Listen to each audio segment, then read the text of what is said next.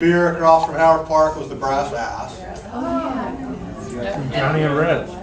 Yes, they asked for one. No email. Everything was more relaxed yet more formal. Instead of emails, we actually had memos. I mean, when you did something, when there was an issue and somebody complained, you actually had to write a memo to somebody to say what you did, and it went into some of your file. It was much more formal in some ways, but a heck of a lot more relaxed And Vax. than most. But, yeah. Then Vax came, and then all went downhill from there.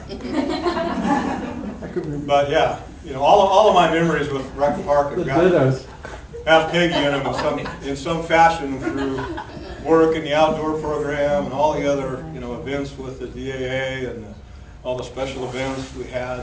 Obviously the ski swap. We had an outdoor adventure event there at Steel Lane one. I remember having a hang glider hanging from the ceiling up in there. And, big fishing day. I don't know, just did all kinds of fun stuff. And then outside of work, of course, the different camping and rafting trips, just special memories. And Bonfires at Doyle Park. And yeah, department picnic. The cops came because we had a big fire going there. New Year's Eve at Rich Huffman's house. I think there's pictures of that. Anyway, we're going to miss her around work, but I know I'm going to see her out in the woods. Yeah, and I'll see you soon.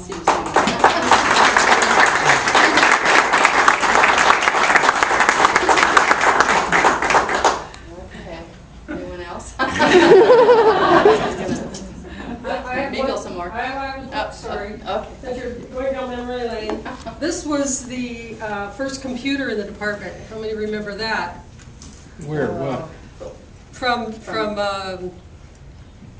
City Hall. Yeah, They yeah. brought our computer. Yeah. They wheeled it in. It was this great big thing. Yeah. And we got in a room like this. We all stood around, and Charlie introduced the computer. Oh, yeah. And we're all standing there looking at this computer. It's like it's going to change our lives, and it did. And then he says, and then you put the flippy disk into this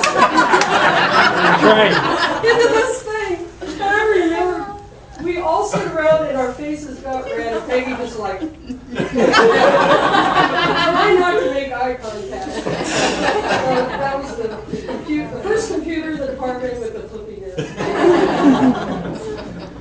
All we had was a bunch of flippy disks.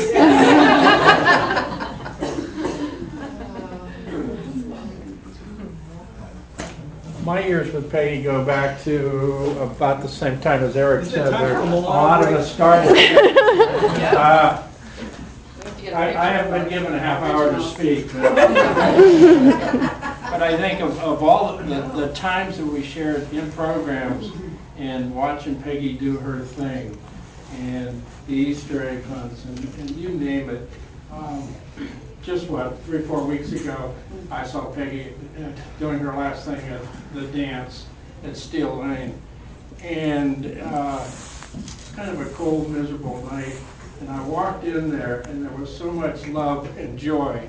And it all started with this person here.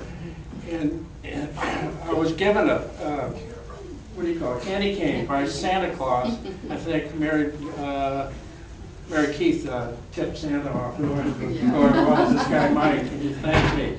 And I walked out of there, and it really set the tone for the holiday for me. These young people, older people out there dancing away, just having no cares in the world and just enjoying it. And this person's responsibility. And the same was true of some of my uncle's ties are in that stack. And I've had the great fortune of being out in the desert with Peggy and just enjoying it, just the laughter and the joy and the silliness. And you just come back from those things and you feel so rejuvenated. It's wonderful. So. The rocks on the trailer. Oh. Nora was there. Corey, were you in that trailer? No. Todd too? Yes. Yeah. And I remember Jack Dybert being in there too. Yeah. A lot of fun. What was the photo with the Sex R Us? I'm really interested in that photo. I'm innocent. That wasn't our band. We were in the sausage wagon. Oh. side of the coin. This particular van, we would rent vans for our desert trip, and this particular one that we got, usually they were white vans, but this one was this sort of deep burgundy color, and the inside had like, I think the ceiling was covered with some kind of plush stuff or something. So at the beginning of the trip we started calling it the Bordello van, and that was Todd's van, and then our van was the sausage wagon, because the first day we went out, I don't know if we had sausage for lunch or what it was, but it got tossed between the two vans through the windows, and then it ended up on our antenna for the rest of the trip. And I don't know if that picture's there, but there's a photograph of the sort of the lost miner's grave, which used to be along 395 near Mono Lake. It's no longer there because Caltrans obliterated it, but. We stopped there on our way home and took the remains of the salami and solemnly buried it next to the miners. Gave it a proper burial. That was only about 25 years ago. Yeah, hey, we got to get Patty over Patty. here too. Come on, Patty. The original. This one started a day after I did because a day late. she got $1, and always $1 short. Where's my camera? So Peggy, while we're doing this, tell us how you lost Gayla Barron's child. Oh, God. Okay, What year was that's that? not your fault, is it? Yeah. What year was that? 81? Something? 82? Maybe. Okay. Anyway, we used to do. You know this one? I'm forgetting it. I'm retired. It was many years ago.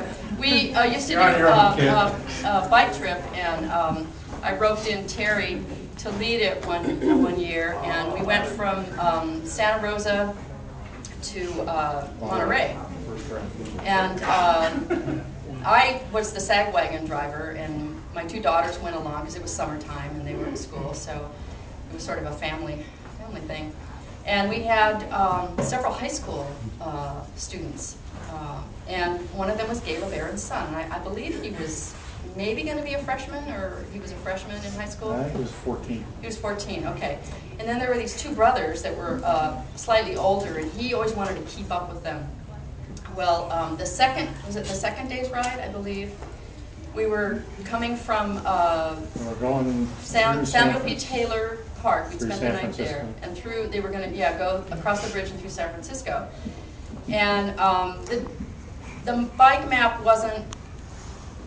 Well, bike map was The fine. bike map was fine, but there were markers from the old Bicentennial Trail, and some of them had been removed or damaged or something. And so, do you remember his name? His name. Anyway, he got separated. He was trying to keep up with the two older guys, and he got separated from them, and he got lost. And so we were supposed to gather at the bridge to have lunch, and he didn't show up.